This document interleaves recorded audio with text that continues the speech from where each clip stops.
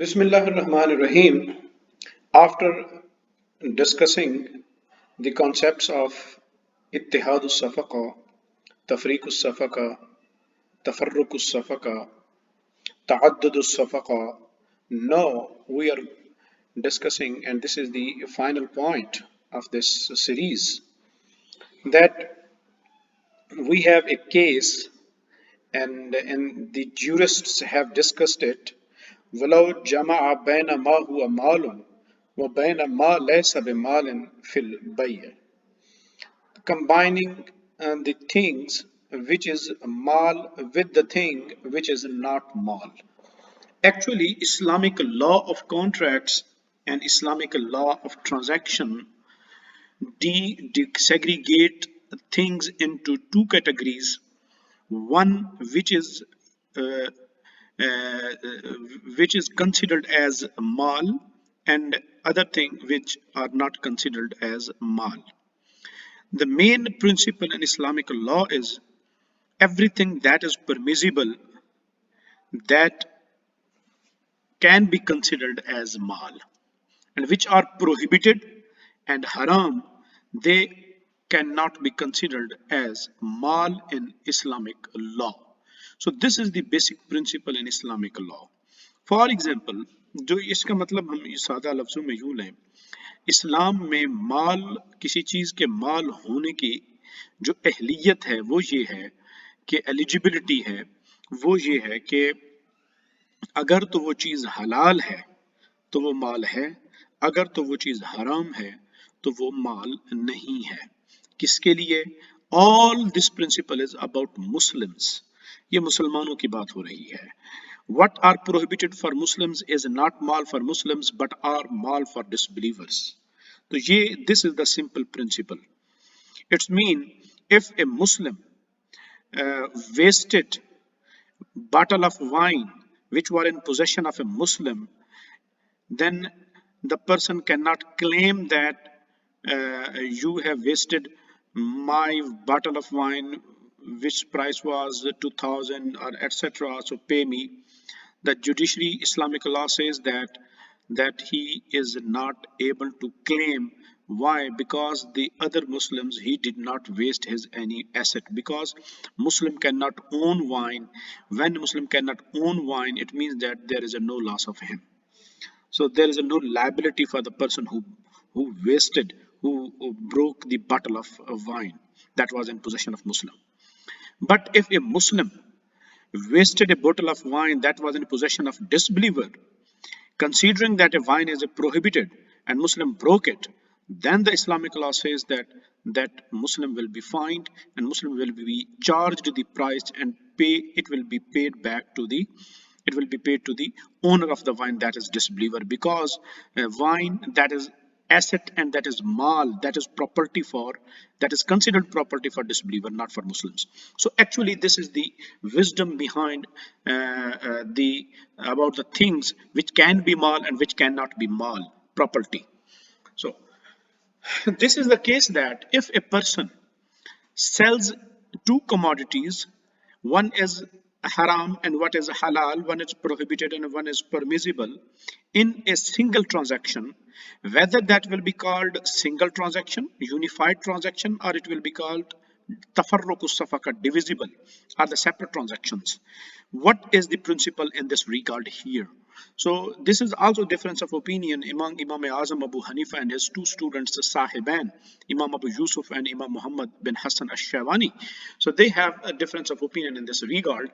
So the cases where that jama'a baina hurrin wa abdin, if a person at the time of selling, he uh, added and he sold, he sell at the time of sale, he said that I sold you my this slave and this free man.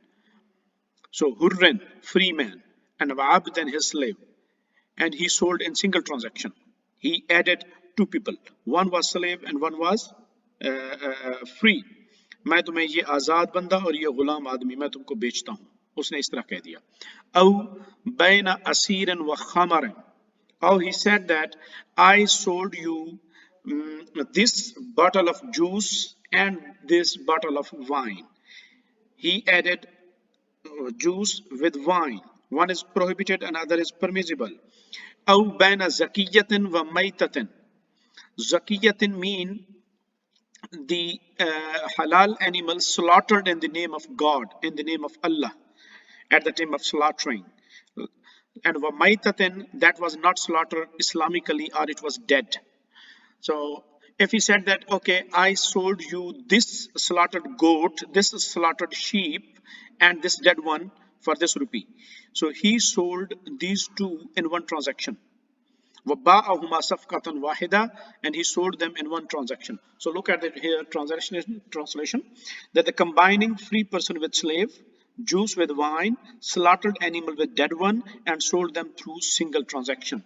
तो उसने इन सब को एक मुख्तलिफ मिसालें हैं, मिसाल के तौर पर उसने आज़ाद और ग़ुलाम को बेचा, या उसने कहा जूस और शराब बेचता हूँ, या उसने कहा कि ये ज़िबाशुदा बकरी और मुर्दा बकरी तो मैं बेचता हूँ, और उसने एक ही कॉन्ट्रैक्ट के अंदर, एक ही ट्रांजैक्शन के अंदर उसको बेचने की कोशिश की. फ़इन लम युबय्यन हिस्सत कुल्ल वाहिद मिनहुमा मिन अस्समन लम यनअकिद अल-अस्लु अक़दु असलन बिल इजमा.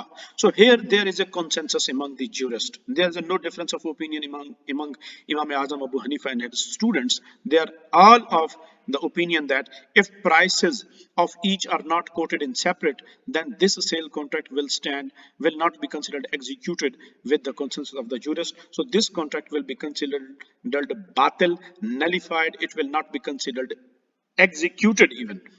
So because he did not mention the price, he said that he quoted just one price. I sold you this bottle of wine and bottle of juice for 10,000 rupee. He just quoted one price. I sold you this slave man and free man for 50,000 rupee. He just quoted one price. So if he did so, then consensus is that jurist says that this contract will be considered nullified, and it will not be considered executed even. وإن بين فكذلك عند أبي حنيفة. وإن بين mean if he separately quoted separate prices. فكذلك, again Imam Azam Abu Hanifa says that the contract will not be considered valid. It will not be considered valid. It will be considered it will not be executed. It will be invalid according to Imam Azam Abu Hanifa. He says that if the seller at the time of sale quoted separate prices, for example, I sell you bottle of wine for 1,000 rupee, bottle of juice for 1,000 rupee. He quoted two prices. Again, Imam Azam Abu Hanifa says that this contract will be considered invalid. It will not be executed even. But in the Huma, on the contrary, in the Huma mean the students of Imam Azam Abu Hanifa Sahiban, Imam Abu Yusuf and Imam Muhammad Hassan Ash-Shaybani, they say that yajuzu.